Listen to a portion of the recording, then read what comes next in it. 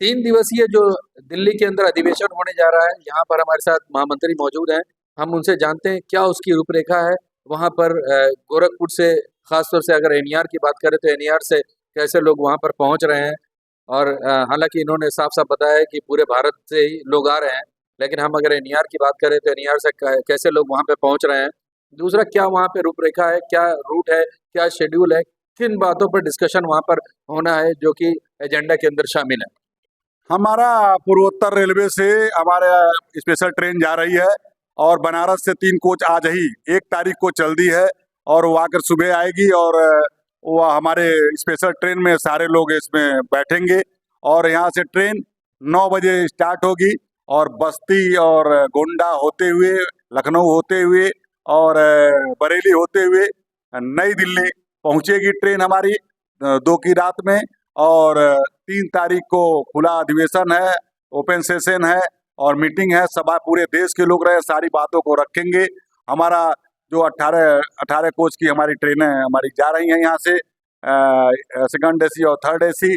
हमारा कर्मचारी उसमें सम्मिलित होने जा रहे हैं और महिला with young education programme, youth कर्मचारी फेडरेशन के पदाधिकारी, वर्किंग कमेटी मेंबर, सभी पदाधिकारी हमारे वहाँ और सभी लोग डेलीगेट और हमारे उस कन्वेंशन में सम्मिलित होने जा रहे हैं और पूरे देश से लोग आ रहे हैं। हमारा पूरे उत्तर रेलवे का यही रूट रहेगा कि गोरखपुर से गाड़ी खुलेगी और वहाँ हम लोग पहुँचेंगे, अपनी बातों को रखेंगे दमदारी से। सरकार की तरफ से कोई प्रतिनिधि मंडल आ रहा है क्या?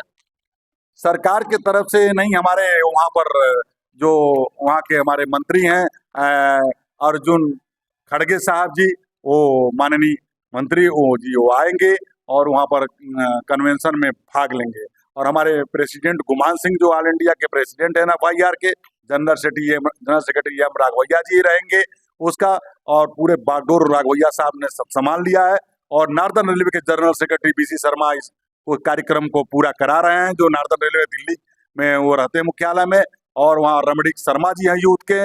सभी लोग उस पर बागडोर संभाल लिए हैं और वहाँ पर कार्यक्रम बहुत बड़ा होगा। कर्नल सिंह स्टेडियम में पूरा दिल्ली में गूंज उठेगी एनएफआईआर की। इसके बाद अगर कोई मसौदा बनेगा, कोई आप लोग सरकार से फिर उसके बाद बात करेंगे इस पे, कुछ जो रिजल्ट निकलेगा ये 3 दिन के अधिवेशन के बाद कुछ ना कुछ तो निकल करके आएगा। कुछ डिमांड निकल के आएंगी, कुछ बीच की बातें निकल के आएंगे, तो उसके लिए कौन सा प्रतिनिधि मंडल जाएगा बात करने? पूरे देश में जो लोग आएंगे अपनी अपनी बातों को रखेंगे और किस तरीके से आगे लड़ाई रूपरेखा होगा। पुरानी पेंशन बहाली के लिए, निजीकरण के खिलाफ, प्रमोशन के लिए, कर्मचारियों के जो नए अपॉइंटमेंट जो खाली जगह भरने के लिए, ये सब बातों पर वार्ता होगी। और उसके बाद हमारे महामंत्री पहले भी प्राइम मिनिस्टर को कई बार पत्र लिख चुके हैं, मिल चुके हैं, बात कर चुके हैं, कभी भी पीछे नहीं हटे हैं।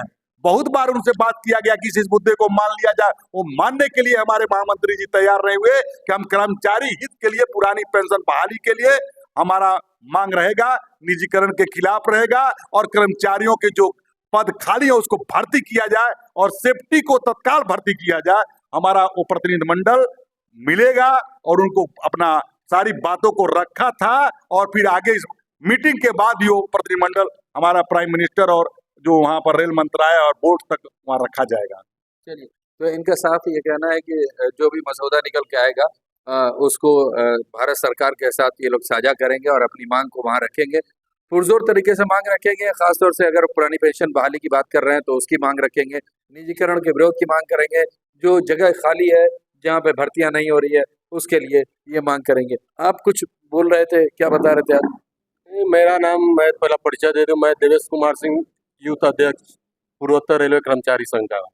हम लोग देखिए, हर 3 साल के बाद कमीशन जो एनएफआईआर का होता है, हम लोग उसमें भाग भी लेते हैं, बढ़ चढ़ के हर तरह से विरोध कर रहे हैं, लेकिन सरकार सुनने को तैयार नहीं है। हर बार कुछ नया नया वो अपना उसमें कुछ लगा देती है, समय टेकिंग करती है और हम लोग अपना विरोध हर बार बढ़ाते जा रहे हैं।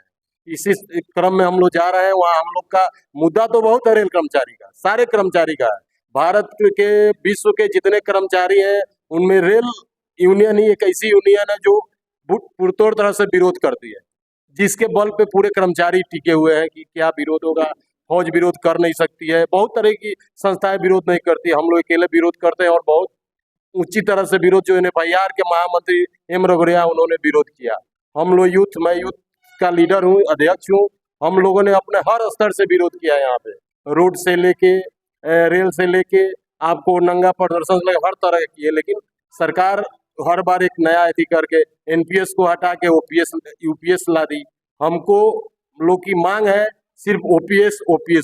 बहुत सी मुद्दे रहेगी, हम लोग जहाँ जा रहे हैं मुद्दे हम लोग बहुत 17 सूत्री के 50 मुद्दे हम लोग पास, लेकिन सबसे बड़ा मुद्दा है OPS।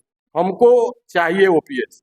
अभी आप हाल में देखे होंगे जो उपराष्ट्रपति ने इस्तीफा दे दिया, उन्होंने जब अपने सदन में रहते थे, सदन में उनके सामने विरोध हुआ कि NPS और UPS हटाइए, OPS लागू किए। उन्होंने कहा इस पर कोई चर्चा नहीं होगी, और रिजाइन देते हुए उन्होंने कल अपने आप को मांग किया है कि मैं भूतपूर्व में मैं विधायक था और मुझे विधायक पेंशन चाहिए। राष्ट्रपति का पेंशन ले रहे हैं, राज्यपाल का पेंशन ले रहे हैं, और आज कह रहे हैं कि मुझे विधायक का भी पेंशन चाहिए। लेकिन हम कर्मचारियों को OPS नहीं देंगे, चुतिया बनाने लगे, कभी NPS कभी UPS। इसलिए हम लोग लड़ाई लड़ेंगे।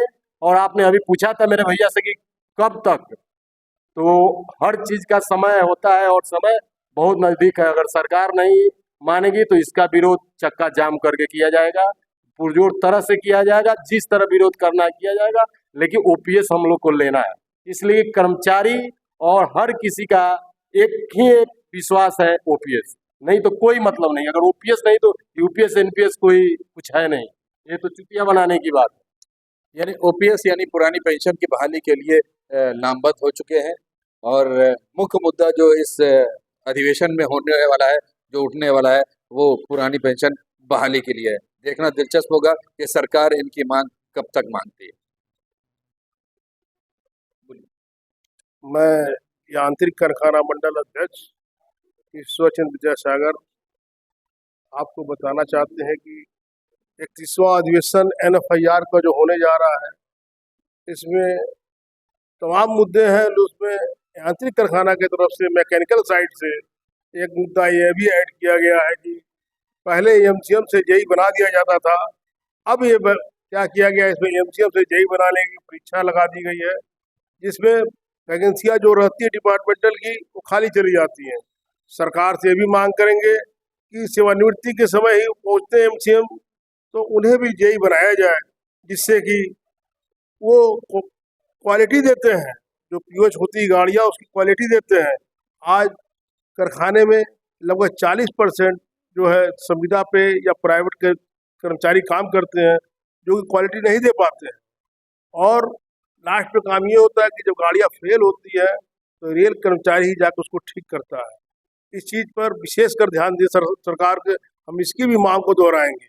और जो प्रमोशन नहीं हो रहे हैं उस प्रमोशन को किया जाए, क्योंकि ऑल इंडिया लेवल पर यह है कि MCM पर रिटायर हो जा रहा है, जबकि पहले ये थी कि MCM से JEE जो है आराम से बन जाते थे और एक सम्मान का पोस्ट लेके वो जाते थे। आज वो काम भी कर रहे हैं उसके बाद ही नहीं मिल रहा है। और सबसे बड़ा अभिशाप जो ये UPS लेके आए हैं, NPS का बदला रूप UPS, ये भी गलत है। अभी जैसे हमारे एक भाई ने कहा कि धनखड़ साहब जब तक थे तो विपक्ष हमेशा ये पेंशन की बात उठाया, लेकिन इन्होंने उसको जो टाल मटोल के हंस के आप हटा दिए। पेंशन पा भी रहे हैं, किशनगढ़ से पूर्व विधायक रहे, उसके लिए करीब 20 से 25 साल होंगे विधायक के, उसके लिए आवेदन दे रहे हैं। जब इनको इतने बड़े संवैधानिक पद पर रहते हुए चाहिए पेंशन, तो ये नवयुवक जो बच्चे जिनकी सैलरी स्टार्टिंग 20,000-25,000 रहती है, कैसे जो करते लोग हैं, हम लोग जानते हैं, हम लोग गुजरे उससे हैं, तो इनको क्यों नहीं चाहिए? सरकार को इस पर ध्यान देना होगा। और अगर इतनी ही अच्छी है तो OPS दे, नहीं तो खुद UPS ले लें, ये भी नहीं करेंगे। साथ ही मैं ये भी बताना चाहता हूँ, आने वाले समय में बोनस की बात है। बोनस की बात की हमेशा हो रही कि बोनस पुराना दिए जा रहे हैं। जब हमारा कर्मचारी मेहनत कर रहा है, दिन रात 24 आवर लगा रहता है, रात को बुलाएंगे तो भी गाड़ी फेल होगी तो आएगा, हमारा AC मैकेनिक लगा रहता है, हमेशा लगा रहता है हर जगह।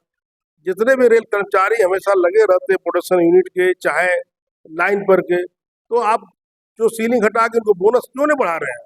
बोनस तो बढ़ाने की आवश्यकता हमारी हो, अधिकार मुझको मिलना चाहिए। सरकार से ये भी डिमांड करेंगे हम लोग, जो 3 दिन का अधिवेशन है कि इस पर भी ध्यान दे सरकार। धन्यवाद।